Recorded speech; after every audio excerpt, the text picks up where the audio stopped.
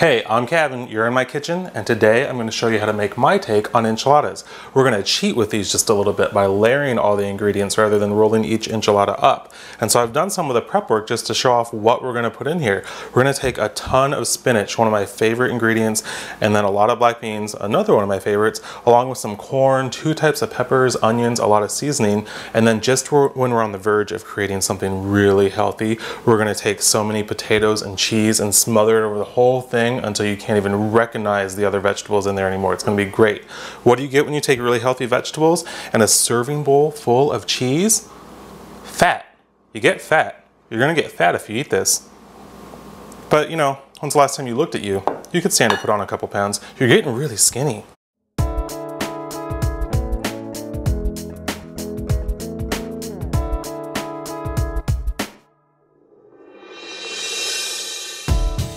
Alright, so like I said, I got some of the prep work done before you got here, but we're still going to start with the most important thing.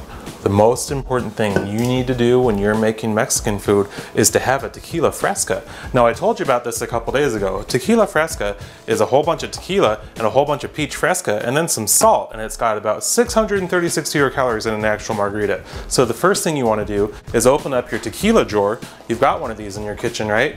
It's very important. How have you been cooking without it? You open up your bottle of tequila and then you pour generously. We do not measure in this house when it comes to drinks or behavior.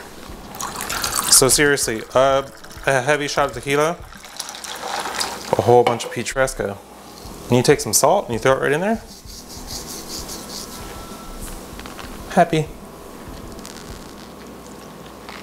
Food's gonna taste a lot better now.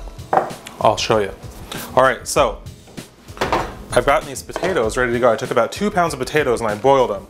I'm using fingerling potatoes and purple potatoes, but you could use red potatoes. I really like the color and the shape of these. You don't even need to cut them. They're gonna be so nice and soft that as we mix everything together, they're just gonna fall right apart. You know, the other important thing to know about cooking Mexican food, in addition to your tequila, is that you should just eat the cheese as you cook too. It's delicious. So, we're gonna I just took a can of black beans, throw that in there, and a can of corn too. All set. Just gonna get rid of that. I also just wanted to show you how pretty these potatoes were before they were boiled. And get rid of those too. Now we're just gonna mix it all together.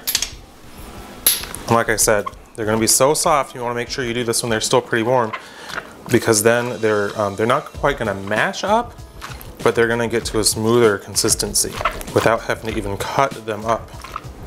All right, once you're happy with how that's looking, we're gonna throw in 2 tablespoons of cumin and 2 teaspoons of chili powder. And keep mixing. Actually, you know what, take a break, have some tequila.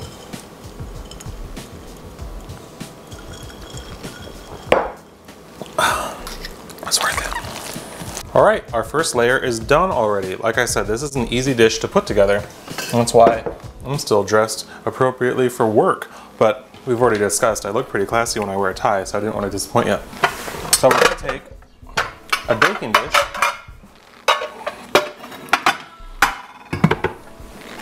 And we're gonna line the bottom of it with enchilada sauce. So I've taken a 28-ounce can of enchilada sauce. You really can get away with a little less than that, but I think the worst thing you can do to enchiladas is to let them dry out by not having enough cheese and sauce. So I didn't want to risk that, so I just went nuts. So we're just going to coat the bottom of this dish with some enchilada sauce. This part's important. Any place where the tortillas are exposed, you really want to make sure you've got enough sauce in there, because that's what's really going to dry it out when we start to bake this. I'm going to take 6 of my tortillas, just regular old corn tortillas, and layer them.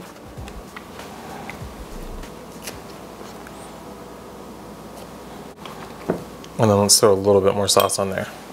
Our potatoes are going to go on here too, so this layer of sauce isn't quite as important.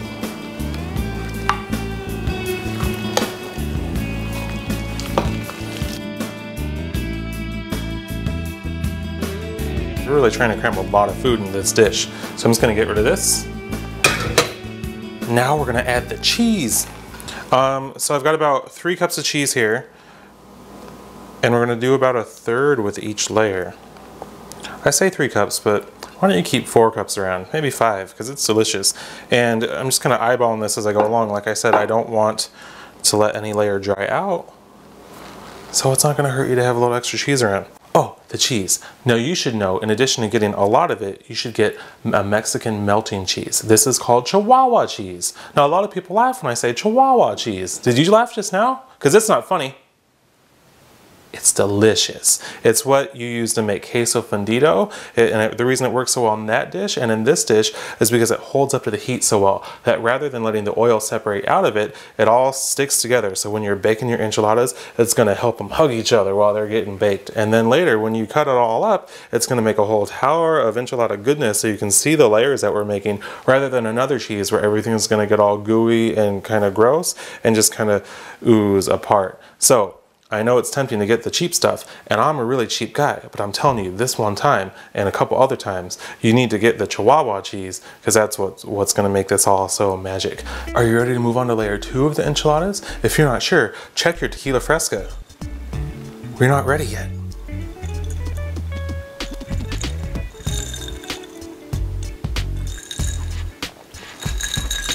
Now we are ready.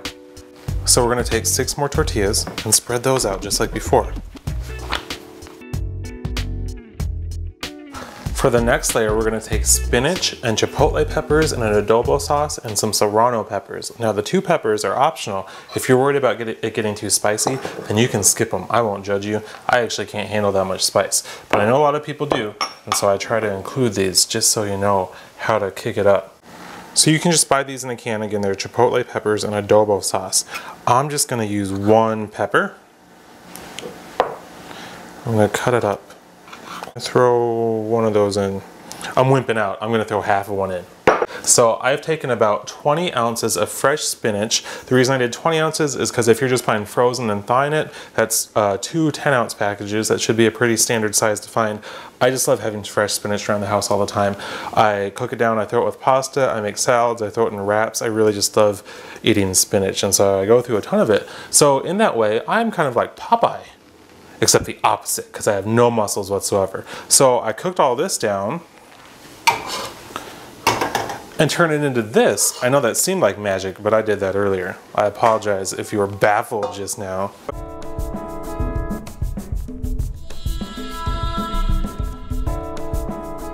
Are you ready for layer 3? Check your tequila. You should know the drill by now. Are we 2/3 down?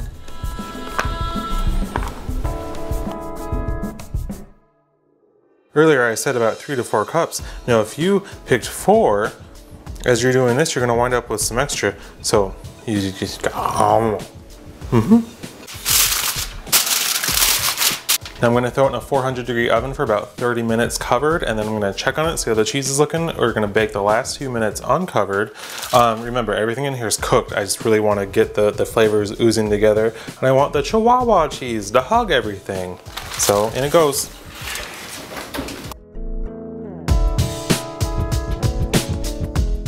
So after 40 minutes, really the big question is, how is your drink doing? I'm behaving because I'm your host tonight, but really you should be on like number 4 by now. I mean, there's only 100 calories each. Delicious. So we're gonna cut this up.